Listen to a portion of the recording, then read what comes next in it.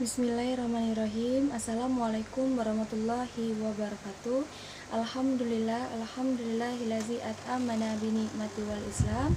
Asyhadu alla ilaha illallah wa asyhadu anna Muhammadar Rasulullah. Allahumma sholli ala sayyidina Muhammad wa ala ali sayyidina Muhammad. Perkenalkan, nama saya Selviani Anugrahwati. Saya dari Fakultas Usuluddin dan Pemikiran Islam, jurusan S1 Studi Agama-Agama. Yang terhormat kepada Bapak Dr. Wijaya MSI selaku dosen pengampu mata kuliah hubungan antar agama. Pada kesempatan kali ini izinkan saya mempresentasikan dan menjelaskan secara singkat apa saja hubungan antar agama dalam analisis antropologis. Nah, sebelum kita lebih jauh tahu apa-apa saja hubungan antar agama dalam aspek antropologis, kita harus lebih dahulu tahu apa yang dimaksud dengan antropologi. Pengertian antropologi sendiri menitik beratkan kepada aspek pemahaman kemanusiaan secara menyeluruh. Nah, setelah kita mengetahui apa yang dimaksud dengan antropologi, kita juga akan mengetahui apa saja bagian-bagian dari antropologi. Menurut Kunchaningrat, antropologi dibagi menjadi dua, yaitu antropologi fisik dan antropologi budaya. Antropologi fisik sendiri lebih tertarik kepada manusia, yaitu meneliti tentang fosil-fosil manusia. Sedangkan antropologi budaya dibagi lagi menjadi tiga, yaitu arkeologi, etnologi, dan etnografi. Nah, arkeologi sendiri mempelajari tentang kebudayaan manusia. Terus etnografi mempelajari kebudayaan manusia dalam kehidupan bermasyarakat di seluruh dunia, baik dalam berpikir maupun perilaku. Sedangkan etnografi adalah pelukisan atau kebiasaan. Poin penting dalam pembahasan kali ini yaitu hubungan antar agama dalam aspek atau analisis antropologis. Saya mengambil materi yaitu agama menjadi landasan kehidupan manusia.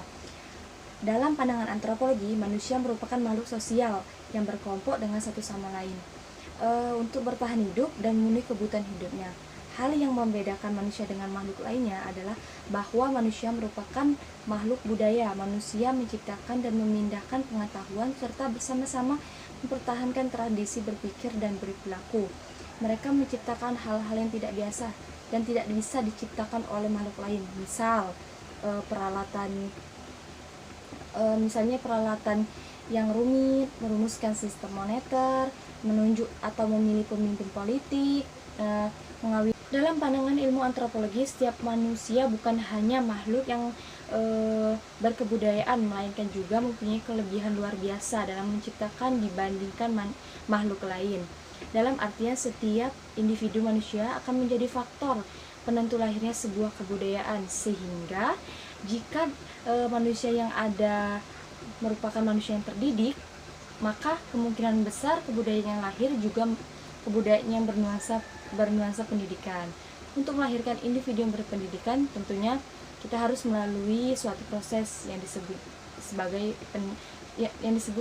pendidikan. Setelah manusia menempuh suatu pendidikan, maka diharapkan manusia tersebut mencapai tujuan-tujuan yang telah dirumuskan oleh pendidikan. Dalam hal ini tentunya tujuan yang bernuansa Islam. Masalah keagamaan merupakan fenomena yang selalu hadir dalam sejarah kehidupan manusia sepanjang zaman. Ia sama dengan masalah kehidupan lainnya. Perilaku hidup beragama yang amat luas tersebar di permukaan bumi dan dikatakan menjadi bagian-bagian dari hidup kebudayaan yang dapat dikembangkan dalam aneka corak yang khas antara suatu lingkup sosial budaya berbeda dengan lingkup sosial budaya lainnya. Fenomena keagamaan yang berakumulasi pada pola perilaku manusia, misalnya dalam kehidupan beragama, menjadi menarik untuk dikaji dan diteliti melalui pendekatan antropologi yang memperhatikan terbentuknya pola-pola perilaku dalam tatanan nilai yang dianut dalam kehidupan bermasyarakat dan beragama. Agama juga dapat dikatakan sebagai seperangkat aturan yang mengatur hubungan manusia dengan Tuhannya, mengatur hubungan manusia dengan manusia lainnya, dan mengatur hubungan manusia dengan lingkungannya. Aturan-aturan tersebut penuh dengan muatan sistem-sistem nilai, karena pada dasarnya agama tersebut bersumber pada etos dan pandangan hidup, karena itu juga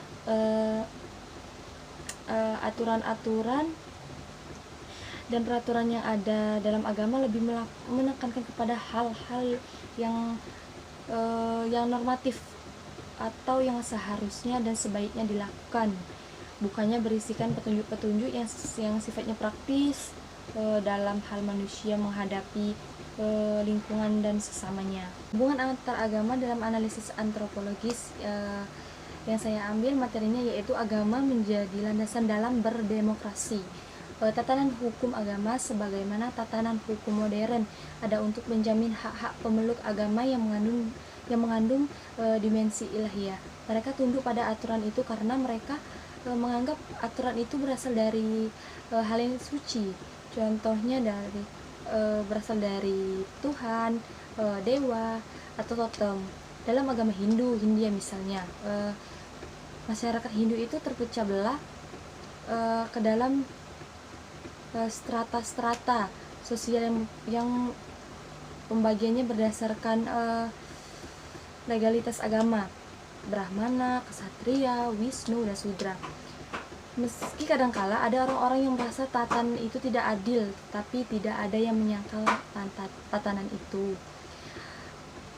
Dalam agama Islam yang bisa dijadikan contoh bagaimana agama mengatur kehidupan terhadap larangan-larangan yang dikenakan sanksi seperti membunuh, mencuri, merampok, dan memperkosa, terus berzina.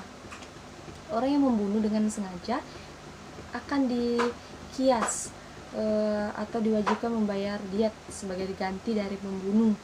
Mencuri akan dipotong tangan, berzina akan dicambuk 100 kali atau dirajam sampai mati bagi yang berzina dalam posisi sudah menikah. Selain itu, Islam juga membuat sebuah aturan cara bagaimana hukum itu dilaksanakan, seperti jumlah sanksi yang harus dipenuhi dan yang berwenang menjadi hakim. Akan tetapi, aturan agama adalah aturan hanya efektif bagi pemeluknya dan menjadi tidak berguna untuk yang lain, sehingga ide-ide untuk menjadikan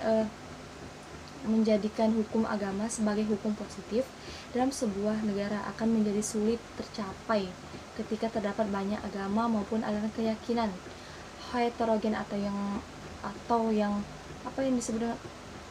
sering disebut dengan majemuk. Jika sebuah negara dengan pemeluk agama yang homogen, akan ditemui juga orang-orang yang tidak sepakat.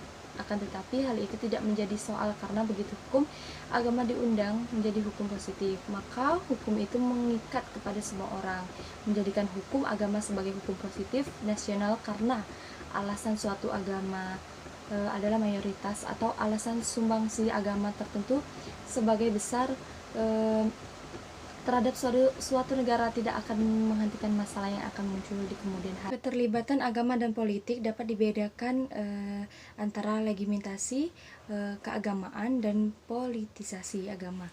Legitimasi keagamaan adalah penggunaan agama sebagai alat untuk memperkuat pemikiran dan tindakan seseorang atau suatu kelompok, baik dalam bentuk aspirasi politik, keputusan politik, atau gerakan politik melawan kezoliman. Sedangkan politisasi agama dalam penggunaan agama atau simbol-simbol agama sebagai alat untuk mendapatkan tujuan-tujuan politik atau untuk memobilisasi massa dan menenangkan calon tertentu dalam pemilihan jabatan publik.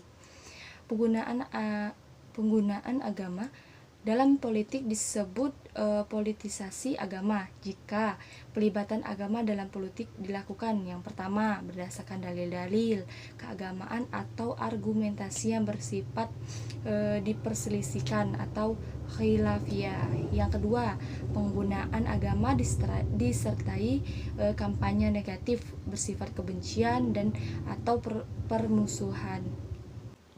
Demikianlah yang bisa saya sampaikan. Akhirul kalam, subhanaka Allahumma wa bihamdika asyhadu alla ilaha illa anta astaghfiruka wa atubu ilaik.